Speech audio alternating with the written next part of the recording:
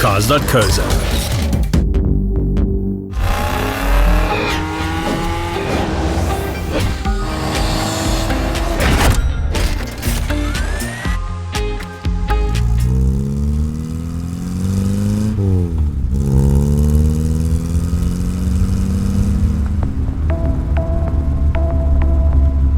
When I got the car, it had a bit of a Monte Carlo Rally look, and I really did like the look of it. I thought it might be a good idea to tackle this project and educate myself about the classic car industry by restoring a classic car. My name is Nadia Viljoen, also known as Classic Car Girl SA. This is my 1967 Mini Cooper that I've just restored. And yes, I'm part of the Vatswaye family. My favorite part about the restoration, I have to say, was when it was actually done and I drove out of here for the first time. That feeling you can't really explain to anyone. I felt very proud of myself that day, and I didn't drive the car until it was done.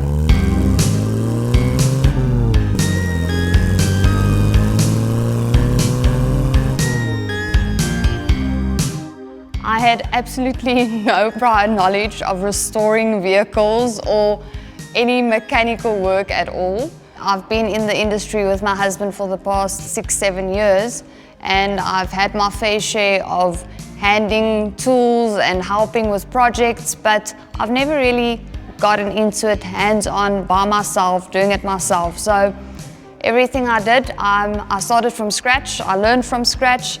I bought a workshop manual, opened the book, started reading, and taking it from there.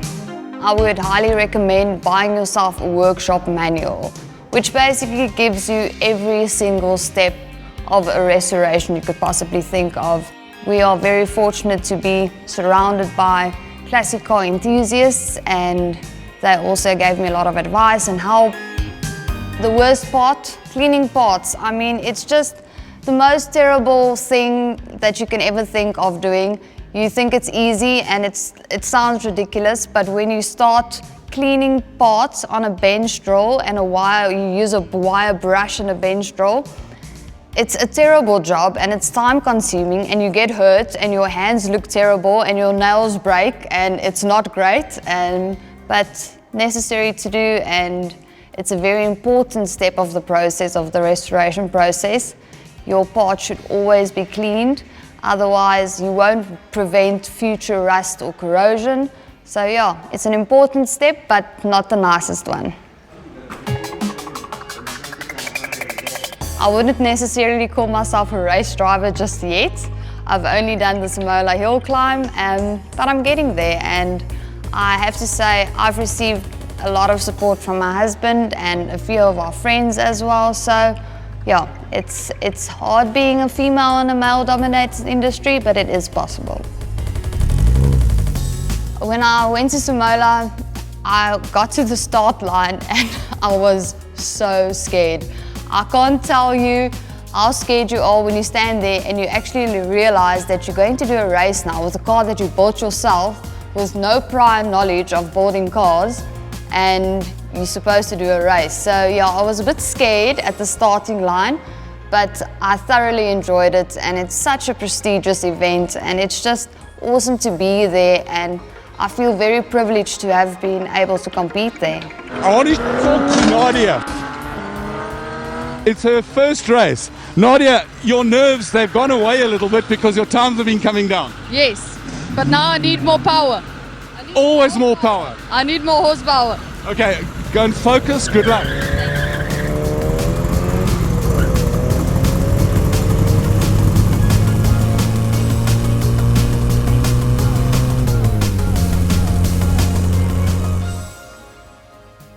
When I got the vehicle, it was a running and driving car. It did have a few aesthetical issues that I wanted to address. It had many holes drilled into the body. The chrome was pitted and I got a few cracked windows and things like that, but small issues.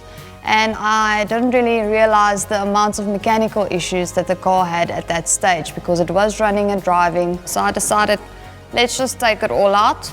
So I took out the engine, took apart the subframes, basically I took this car to bare metal and then sent out the body for rust repairs and filling all of the 1,000 holes that were in the car, filling them up and getting the body painted. So I decided on the tartan red with the old English white roof, which were the original colors of the Monte Carlo Rally Mini. I sent out my subframes for powder coating, and when they got back, I started the assembly of the actual subframes again.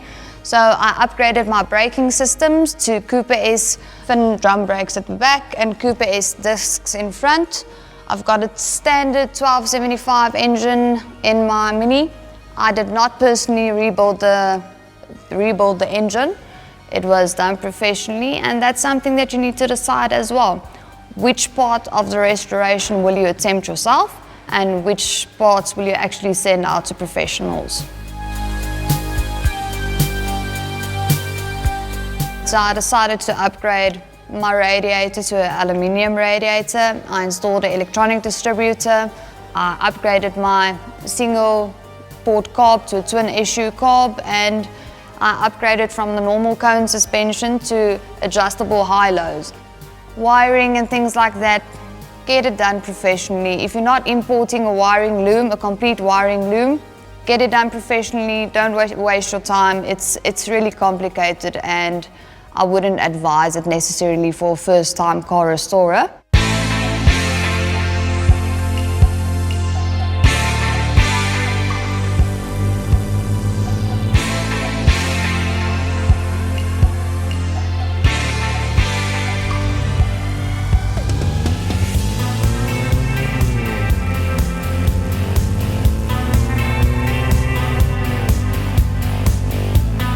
So the interior of the car, the dashboard was terrible. It had aftermarket parts and speakers and radios and just terrible things installed that didn't fit the car.